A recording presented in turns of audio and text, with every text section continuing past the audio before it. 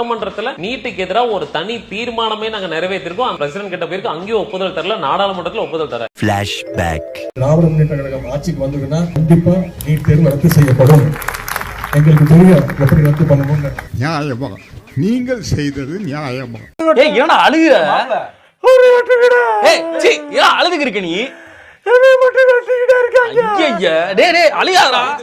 வரப்போற சட்டமன்றத்துல செஷன்ல நீங்க கண்டிப்பா பாப்பீங்க. ஒரு தனியா ஒரு அறிக்கை ரெடி பண்ணிட்டு இருக்கோம். அந்த ஆடிட்டிங் ஃபைல தாக்கல் பண்றோம். அன்னைக்கு இருக்கு உங்களுக்கு. ஓட்டு ஓட்டு ஓட்டு ஓட்டு ஓட்டு ஓட்டு ஓட்டு ஓட்டு வராம் பாரு வேட்டக்காரன். பயமா இருக்கா? இதுக்கப்புறம் இன்னும் பயங்கரமா இருக்கும். சொத்து விவரங்களை மு.க. ஸ்டாலின் மறைத்ததாக மனுவில் குறிப்பிடப்பட்டிருக்கிறது. மத்தளத்திற்கு 2 பக்கமும் அடி என்பதை போல இருக்கிறது என்னுடைய நிலைமை. மாப்ள, இது ரொம்ப பாவம்பா. மாப்ள, இது ரொம்ப கொடுமை. கொடுமையோ கொடுமைப்பா, கொடுமை. சார் சார், உங்க ஃபீலிங்ஸ் எனக்கு புரியுது சார். ஒரு 2 மாசத்துக்கு முன்னால அந்த மேடை இதே மாதிரி இருந்தா நிலைமை என்ன ஆயிருக்கும் தமிழ்நாடு? ஐடியா மட்டும் சொல்லியிருந்தான் புடிங்கிருப்ப. போட போய் ஸ்ட்ராங்கா டீ வாங்கிட்டு போ. ரீசெண்டா இந்தியா முழுக்க பயங்கரமா பேசப்பட்ட ஒரு விஷயம் அப்படின்னா கண்டிப்பா நீட்டுடைய ப்ரொடெஸ்ட் தான் அப்படிங்கிறது கண்டிப்பா எல்லாருக்குமே தெரிஞ்சிருக்கும். டெல்லியில மாணவர்களால் ஆரம்பிக்கப்பட்ட அந்த ப்ரொடெஸ்ட் டெல்லியோட நிக்கல, இந்தியாவில் இருக்கிற பல மாவட்டங்கள்ல மாணவர்கள்லாம் தன்னிச்சையா வந்து அந்த போராட்டத்தை கையில் எடுத்தாங்க. ஈவன் தமிழ்நாட்டில் கூட போராட்டம் பண்ணாங்க. பட் அந்த ப்ரொடெஸ்ட்டை வச்சும் சில பேர் அரசியல்லாம் பண்ணாங்க. அந்த விஷயத்துல நம்ம பார்க்க தான் செஞ்சோம்.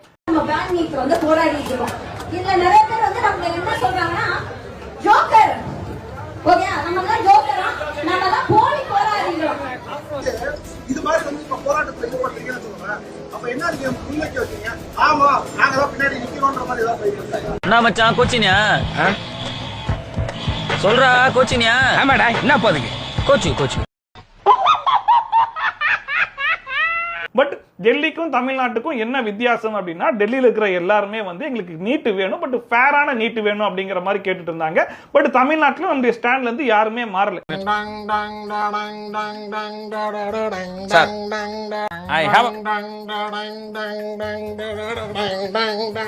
எங்களுக்கு நீட்டு வேணாம், எங்களுக்கு பேன் நீட்டு தான் அப்படிங்கிறது நம்மளும் கரெக்டா இருந்தோம். தமிழ்நாட்டில் நீட் தேர்வு ரத்து என்கிற முழக்கமும் கோரிக்கையும் இந்திய அளவிலே வலுப்பெற வேண்டும். என்னன்னு சொல்லுங்கண்ணே. எரிச்சலா இருக்கு தம்பி. மோர குடிங்கண்ணே. குடிச்சு பார்த்தேன், அடங்க மாட்டேங்குது. சோ ஃபைனலா இந்த ப்ரொடெஸ்ட் எப்படி முடிவுக்கு வந்துச்சுன்னு சொல்லி கேட்டீங்கன்னா, டெல்லியில போராடின மாணவர்கள் எல்லாம் கவர்மெண்ட் கிட்ட மொத்தமா 3 கோரிக்கைகள் வச்சாங்க. ஃபர்ஸ்ட் ஒன் என்னன்னு சொல்லி கேட்டீங்கன்னா, நீட்டுடைய கொஸ்டின் பேப்பர் லீக் ஆச்சு இல்லையா, அதுக்கு கவர்மெண்ட் முழு பொறுப்பு ஏத்துக்கணும். பொறுப்பு ஏத்துக்கிறது மட்டும் இல்லாம மத்திய அமைச்சர் தர்மேந்திர பிரதான் ரிசைன் பண்ணணும் அப்படிங்கிற மாதிரி கேட்டிருந்தாங்க. அவரு ரிசைன் பண்ணிட்டாரு. நீட் வினாத்தாள் கசிவுக்கு எதிராக நாடு முழுவதும் பல்வேறு இடங்களில் மாணவர் அமைப்பினர் போராட்டம் நடத்தி வரும் நிலையில் மத்திய அமைச்சர் தர்மேந்திர பிரதான் ராஜினாமா செய்திருக்கிறார்.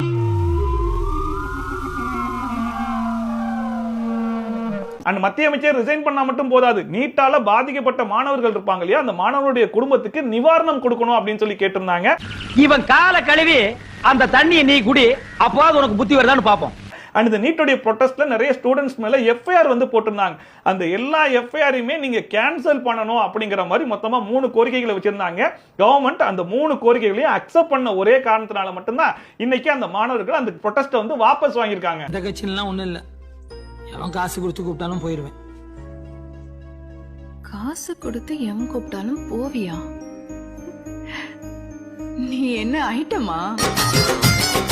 பாதிக்கப்பட்ட அனைத்து குடும்பங்களுக்குமே நிவாரணத்துக்கு வழங்கப்படும் என்று மத்திய அரசு அறிவித்ததும், ஏற்கனவே அமைச்சர் பதவியை ராஜினாமா செய்ததும், அந்த போராட்டத்தில் ஈடுபட்ட மாணவர்கள் மீது போடப்பட்ட அனைத்து வழக்குகளும் போது ரத்து செய்யப்படும் என்று மத்திய அரசு அறிவித்ததும்